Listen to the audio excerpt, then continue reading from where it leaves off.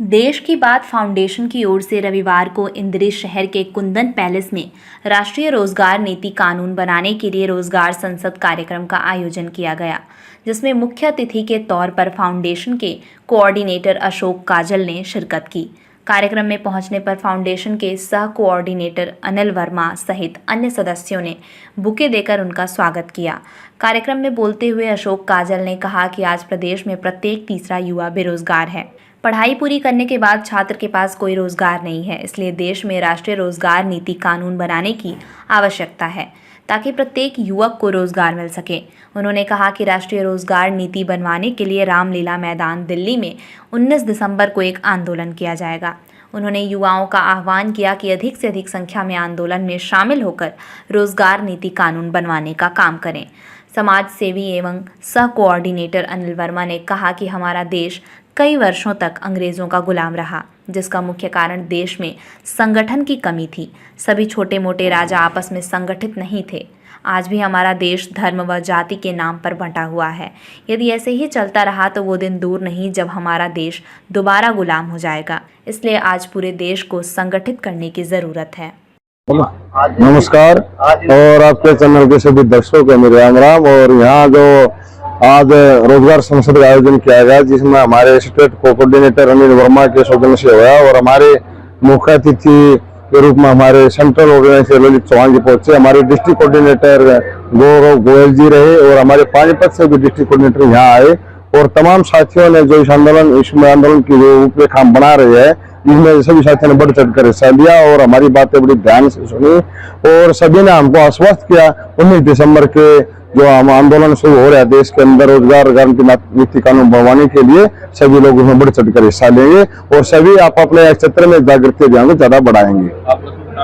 मेरा शुभ नाम अशोक मैडाना और स्टेट कोऑर्डिनेटर की भूमिका मेरे पास है। उनके बारे में बताना सर, जो आज का कार्यक्रम आप केंद्रीय विधानसभा के अंदर हुआ है वो श्री अनिल वर्मा जी के सौजन्य से हुआ है और यहाँ पर रोजगार संसद को लेकर जो हमारी पूरी टीम देश की बात फाउंडेशन माननीय गोपाल राय जी द्वारा संचालित है और जो इस देश के युवा के लिए एक रोजगार ड्राफ्ट तैयार कर रही है और एक ड्राफ्ट बनवाना चाहती है और उसको पास करवाना चाहती है देश की केंद्र की सरकार से। तो सर, हम आज इसलिए इकट्ठा हुए ताकि इस देश के हर बेटे बेटी को इस देश के अंदर जो उसका हिस्सा बनता है रोजगार के माध्यम से वो उसको दिलाया जा सके। क्या मकसद है? मकसद सर एक ही है कि इस देश के युवा के अंदर जो पोटेंशियल है, जो आज ब्रेन ड्रेन हो रही है, जो युवा इस देश को छोड़ के विदेशों के अंदर पलायन कर रहा है क्योंकि हमारे देश के पास उस तरीके का प्लेटफॉर्म नहीं है और ना 75 सालों में कोई भी सरकार इसे दे पाई है। तो उसके लिए प्लेटफॉर्म बनाने का प्रयास है ताकि हम मिनी टेक्नोलॉजी के द्वारा, स्किल डेवलपमेंट के द्वारा और एजुकेशन सिस्टम को चेंज करने के द्वारा, क्योंकि पूरे विश्व की जितनी भी कैपिटलिस्टिक इकोनॉमीज है, पूंजीवादी अर्थव्यवस्थाएं हैं, उन सबके पास राष्ट्रीय रोजगार नीति है। इसीलिए उसी के थ्रू हम भी ये प्रयास करना चाहते हैं कि 75 साल के बाद अगर इस देश के अंदर कोई राष्ट्रीय रोजगार नीति बनती है तो वो आने वाली पीढ़ियां जो भारत की है वो इस देश को नंबर 1 बनाने में मदद करे।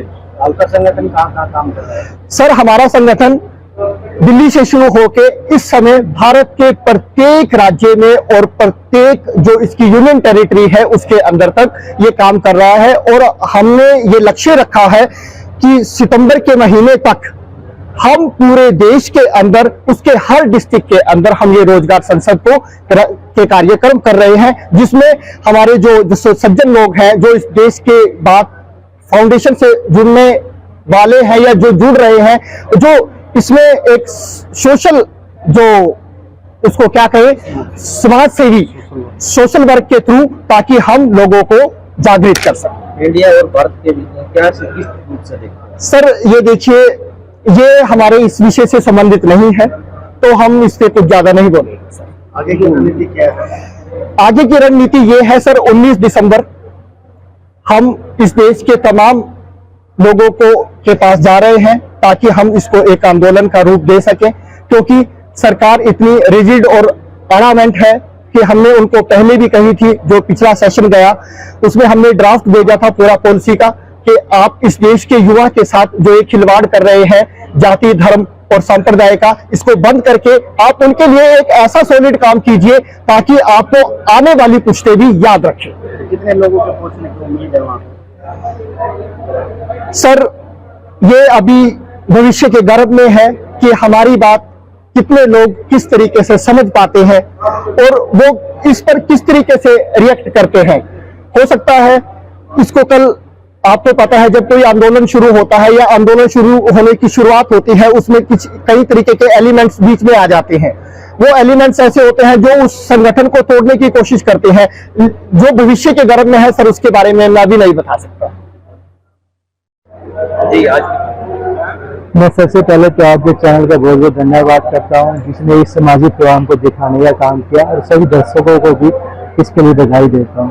आज का जो ये प्रोग्राम जो हमने किया है रोजगार सांसद के नाम से है, ये देश की बात फाउंडेशन में की तरफ से किया गया था, जो कि इंद्री विधानसभा में आज कुंदन पैलेस में भी किया गया।